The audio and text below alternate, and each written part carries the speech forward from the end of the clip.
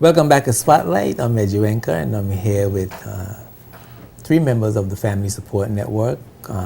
First, I want to introduce Mrs. Judith Childs. She's the president of Family Support Network. Judith, welcome. Good to see you. Thank you. Good to see you again. Yes. Dr. Maris Hodge-Wright, executive board member. Maris, good to see you as usual. And Dr. Ron McInerney, vice president of Family Support Network. Dr. McInerney, good to see you. Good to see you too. Welcome to Spotlight. Thank you. Thank you. Thank you. Yes. Family Support Network has been around for how many years now? More than 20, 1989. That's a long time. Yeah. How has the Family Support Network grown to meet the demand? Well, in terms of staff, it hasn't necessarily grown over the years, but it has emerged. It emerges as life in the BVI changes, as we have to stay relevant with what's happening here, so we stay relevant. So for instance, right now, a big part of what we do is provide food and clothes for people who need it. And we've had to step that up recently because social development has started to send us their clients for food. And so we have had like 21 new clients in the month of September just for food alone. Well, when you say send you for food, is that in relationship to domestic violence, or is it just people that are Not hungry? necessarily, it's just people that are in need, yes. So you are offering additional services to your mandate. Right, because that is what people need. Right. People, especially people with families, because there's a lot of unemployment, underemployment, all those things. You have people who have children, for men who have orders to pay child support and aren't paying it. And then you have people who have men who aren't paying it and they don't have orders to pay. So, it's kind of a rough thing.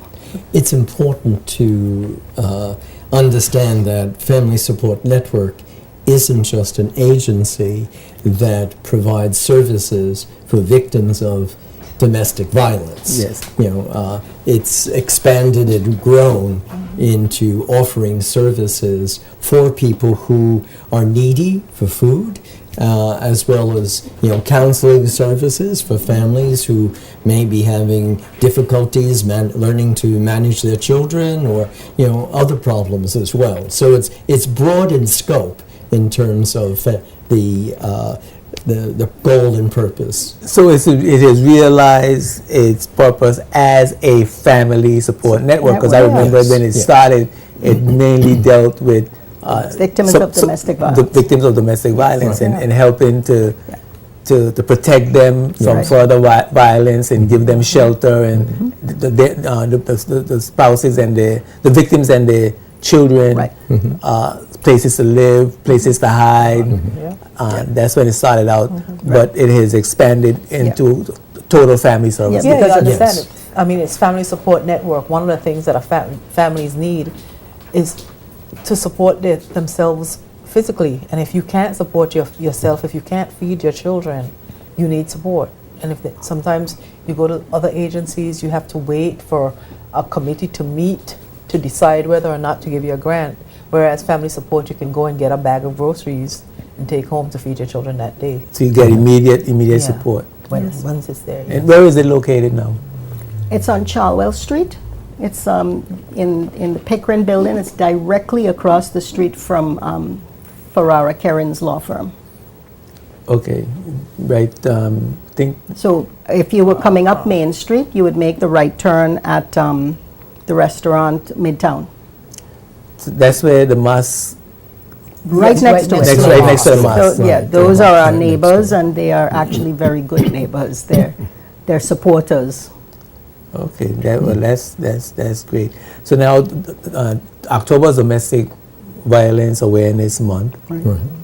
and Family Support Network is taking part in helping to bring awareness to all the challenges that families are having, not only domestic violence, but family challenges. What Yes. are some of the things that's happening? Well, last Saturday we participated with the Gender Affairs in a forum to young people, boys and girls, teenagers at the high school. It was very, very successful. I was glad to see so many boys come out. Actually, more boys attended than we were expecting. So I think that's really great. They had some wonderful presenters. Sherry DeCastro was a presenter, you know, pretty face, but also smart young woman, and she did a great presentation. They had a lot of really impressive presenters and a lot of adult groups there. Zonta was there, WOPA was there, a lot of people there, males were there. I mean, some groups that I didn't even know we had here, and they took the kids into different sessions and talked to them about things like, well, they were talked to about violence and domestic violence. They were talked to about healthy relationships and self-esteem, and it was a very, very good event. But also, we are going out to the various schools with Gender Affairs. We work with Gender Affairs every year as much as possible because really they have a very small staff, we have a very small staff. There's no point in us sort of reinventing the wheel and duplicating efforts. So we work with Gender Affairs. They usually have a very ambitious program. There are going to be self-defense classes coming up soon. They're also going to the Sister Islands. They have events planned for Virgin Gorda and Josephine Dyke. And then on the 18th, we have the forum for adults coming up at the college. Okay. Persons wanting to get more information about the activities during Domestic Violence Month, how do they get that They information? can call Family Support Network at 494-7622, or they can call Gender Affairs. They have an extension off of 468-3701. And the staff there will be more than happy to. You can ask for them to email you the list of events, or somebody will tell you what's going on. There's something going on every day. The list of events have already been published in the newspaper as well. So there's a whole list of activities. And this is in the Island Sun and the BVI Beacon. So you This could- year- you could- you- This year, they're even going out to bars. They're doing presentations in bars this year. okay. And why is that? What you're hoping to Because it's a accomplish with captive the- audience. It's a captive audience, and one of the things that I guess I won't say that alcohol brings on addiction, but it does lower inhibitions. And if you're angry at your wife or your spouse, there have been instances where, and it's more prevalent that it would happen when you're inebriated and you've been under the influence of alcohol, that you're angry about something that you would probably normally argue about or you might fuss about.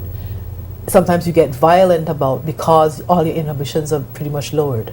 So I think it's a good place to start to talk about domestic violence. And the guys may not appreciate it, but at least they're going to sit there because they're not going to leave their drink, so they're going to sit and listen to it. Okay. This year's theme is domestic violence. Who does it affect?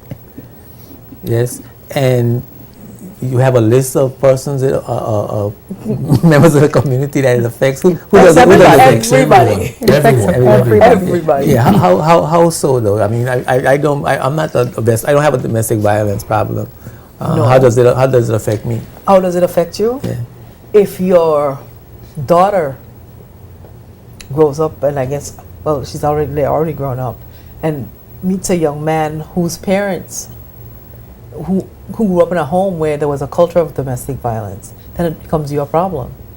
Because now your daughter is marrying someone who may abuse her, and even if he doesn't abuse her, there's going to be some psychological effects and emotional effects that are going to come into the relationship that can pass on to your grandchildren who may or may not be, who will pick up on the dysfunctional behaviors.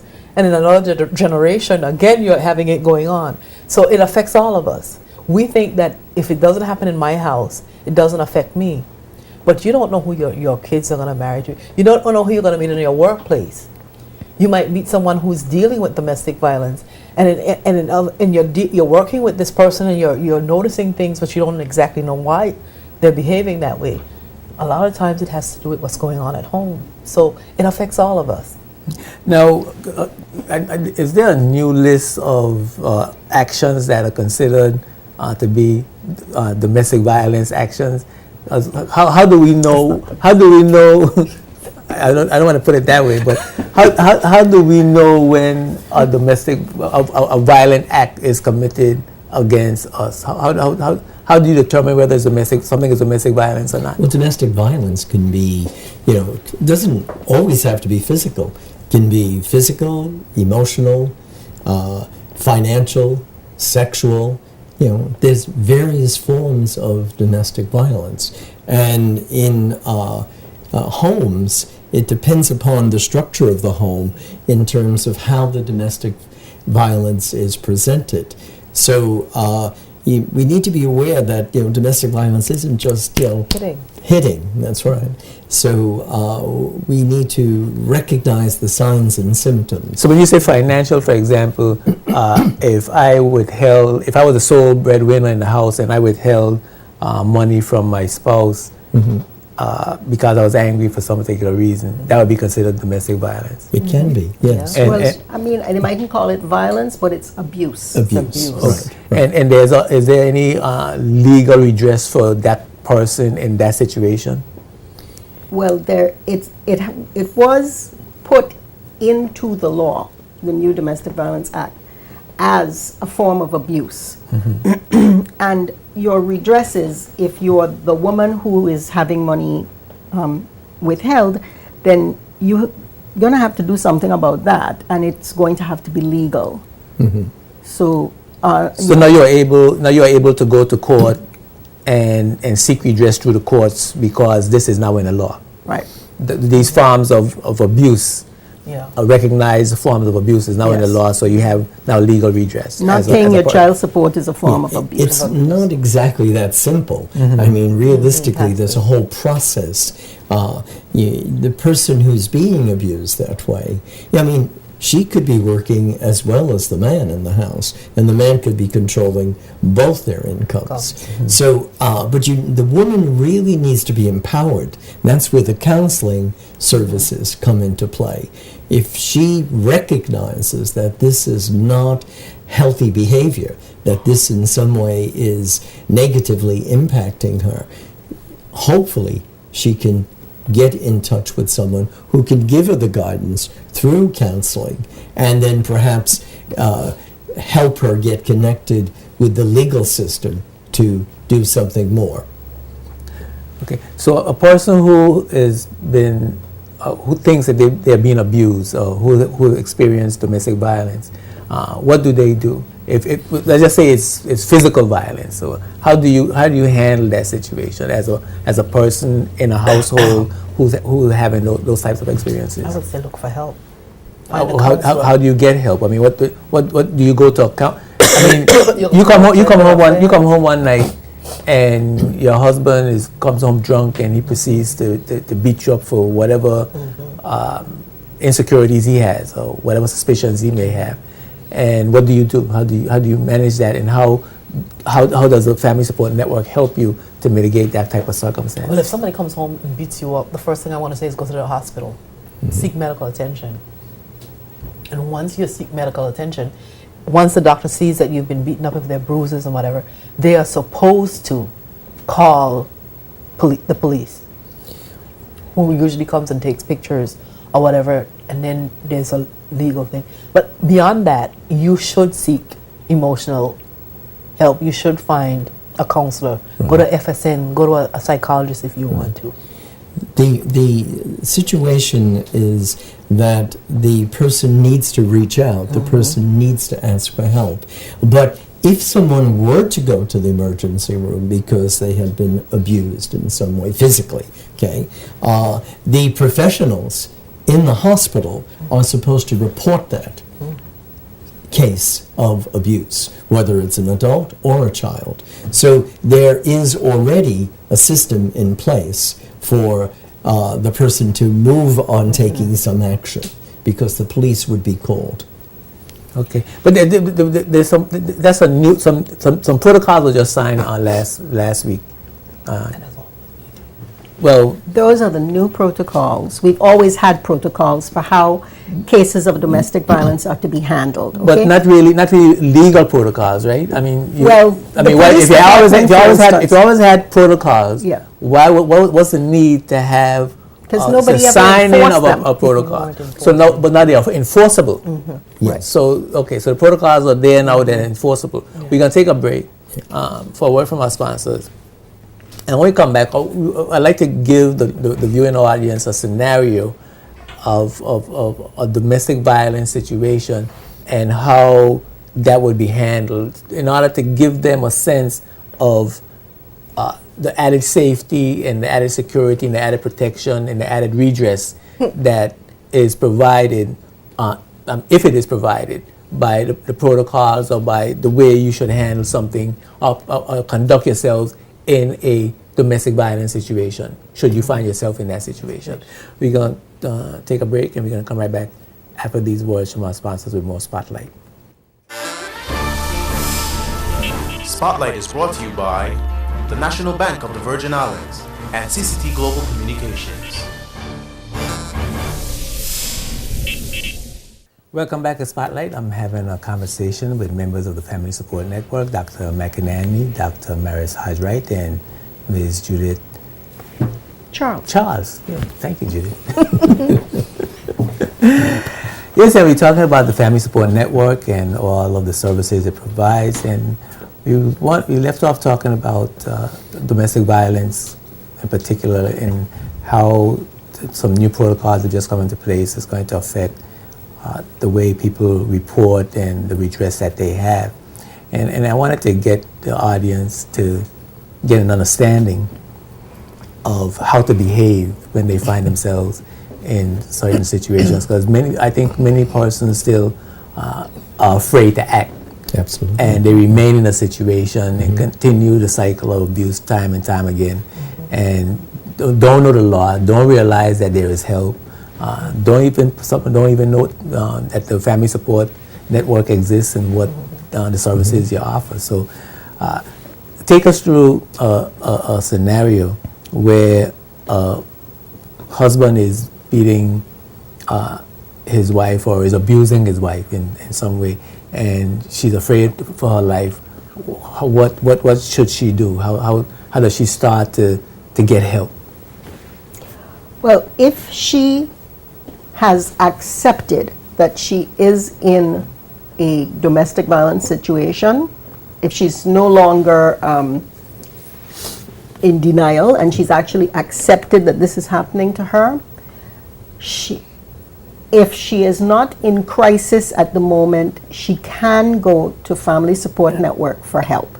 She will get counseling, and she will get advice and information for if she's going to stay in this relationship and try to work with this person. There are things like you should have your car keys always in a special place, some extra money, and in a place where if the violence occurs, you grab these things and you run. You get to a safe place first and foremost. If, as Mara said earlier, if you've been hurt, go directly to the hospital, for help, because then the hospital, once they determine that you have been hurt, are mandated now to call the police. If you go to FSN without having gone to the hospital or to the police directly after a violent incident, and you want to file a complaint or you want to have a restraining order against this person, then you will have to go to the police department and write out your complaint. And go ahead, Dr. McInerney. The most important thing is what Judith said in the beginning, the abused person, the victim, must come to grips with the reality that they're living in an abusive situation and that they do not deserve to be abused. No one deserves to be abused. So that person needs to come to that reality and then reach out to the resources in the community, such as Family Support Network, to get the additional support, whether it's financial support or food or connection with taking some legal action. So it starts with the person recognizing that if they're afraid of their partner, or if their partner is being physically, psychologically, financially, sexually, emotionally abusive, they need to take some action to protect themselves. So you should be planning if you're in a situation where there's some abuse going on, and you should recognize that abuse and start to plan for a time You need when an escape plan. so at a time when you need to get away in an emergency. That's Yes. right. That's Emergency. right. And Family Support Network can help you with that plan. Yeah, Family Support Network has a hotline, Yes. a 24-hour hotline that someone could access for immediate assistance. Okay. So you can just call. You can just get out of the house. Right. You You get call out of the house and you 499 call that number. You call that number. 0999. At any hour of the day or night, someone will answer the phone. And for instance, I've answered the phone and asked, the woman is hiding in her Jeep. And I call the police and I say, please go to such and such a place and pick this lady up and take her to such and such a place for me. And they do. Okay. And suppose the husband come looking for the person at the Family Support Network. They should know where the place is. Well, we now keep the door locked because we've had that, and we now have a camera on the outside. So you. And we will call the police. Okay. We are not in denial about a thing. But it's. I mean, I don't know if I should ask this question, but are the victims of violence in that form, physical violence, kept in or protected in Yes. the domestic violence in the Family Support Network Yeah, site, or you have No. safe places No, we where have a- we have the one safe places. the one Yeah. knows about. Right. Yeah. Yeah. Right. Okay. So then so there's a way you make contact, you get to a safe location, and you follow through whether you need hospitalization or Right. emergency care. Right. Yes. Police, lawyer. Food, Right. lawyer, Yes. and all those things. There's a now a protocol that you Yes. go through Right. that offers safety, protection, privacy. Yes. Right. Yeah. Right. Because a lot of people are concerned as well about the community knowing about Where they yeah. Now, how about that? Is that something that we should be ashamed of? That there's a stigma Domestic attached? violence? Yeah. No. People like to think that it is a private family matter. Domestic violence is not a private family matter. It is a public health concern.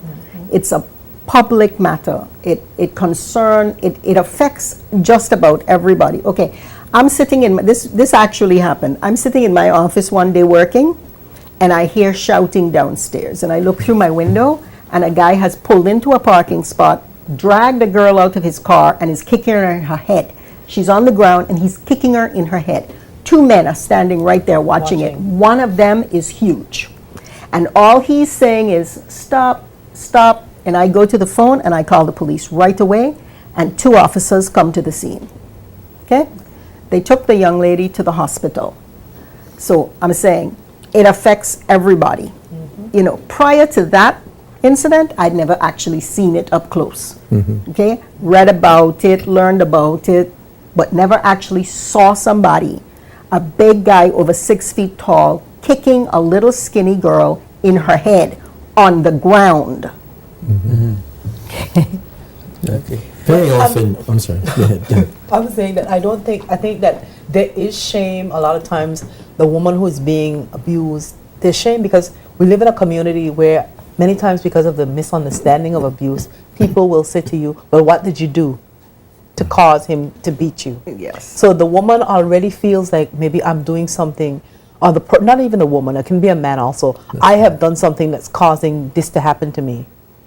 And then then people find out, and there are ignorant people who will laugh. I have heard women discussing another woman getting beaten and laughing and saying, "Oh, why he put some licks on her last night," and it's like, I'm incensed by it, but that's the way they think. So here is this person who's being abused at home, who's thinking, well, maybe something is wrong with me. So you don't want to come out and say anything, because you can be ridiculed, you can be laughed at, you can be scorned, and you can be really belittled. So I think that a lot of people don't say anything. They stay in it until it's unbearable, and they get to the point where they can't take it anymore, and that's when they come out. But what we really need to be doing is educating the community that there is no shame in being abused. The shame is the abuser. And that you need to get help, you need to get support, and you need to be strong enough to say to yourself that you don't deserve this and to get out of it. Okay.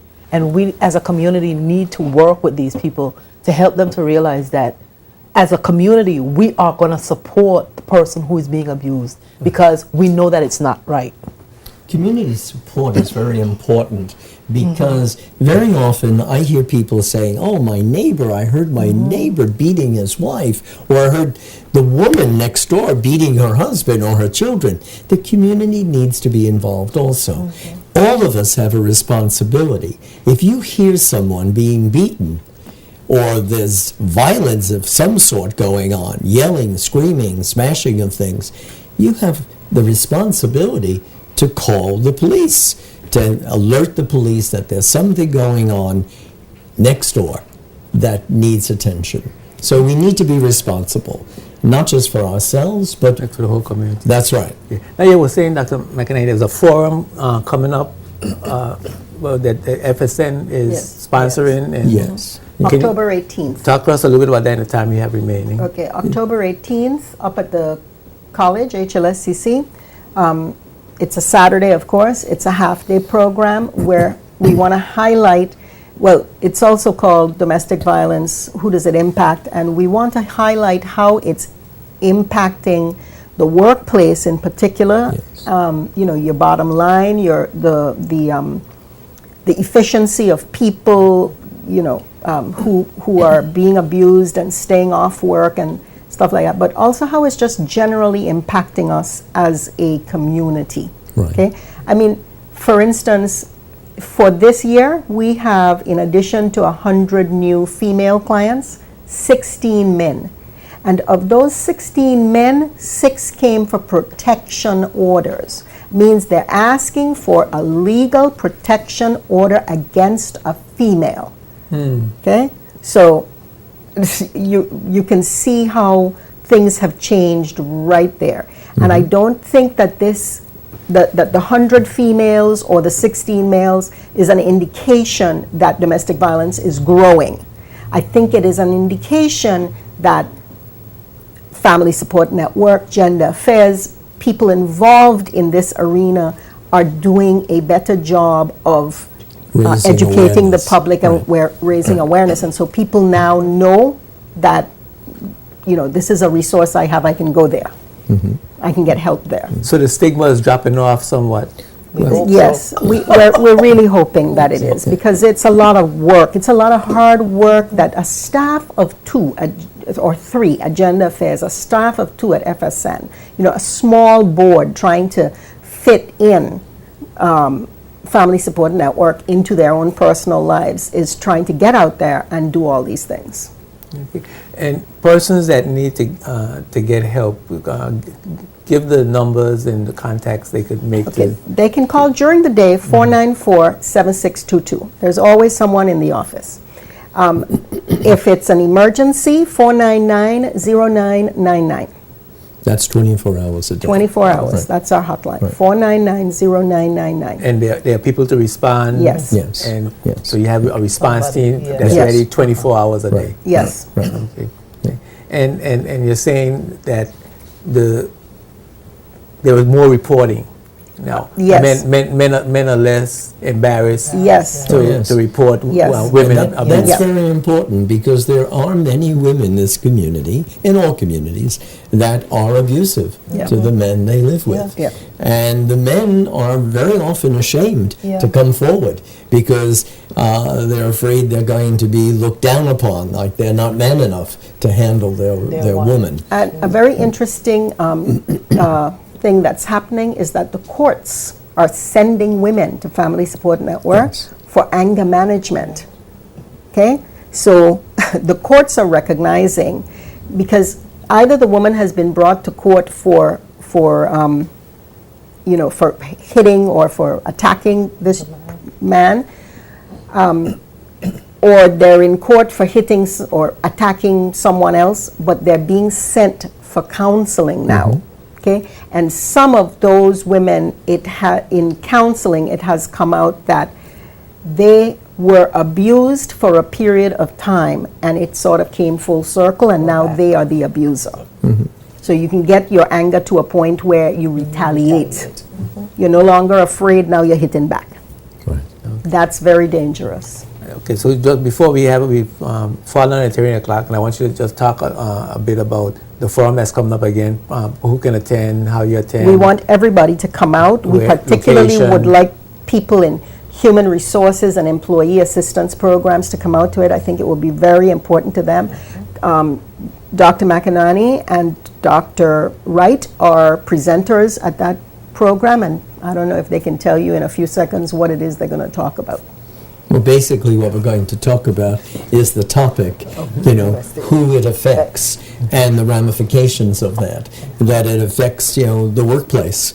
That, there are many studies that have been done indicating that there are millions of dollars being wasted in the workplace because people come to work abused and have not fully recovered, and they're not functioning on the job, or they have to take a day off.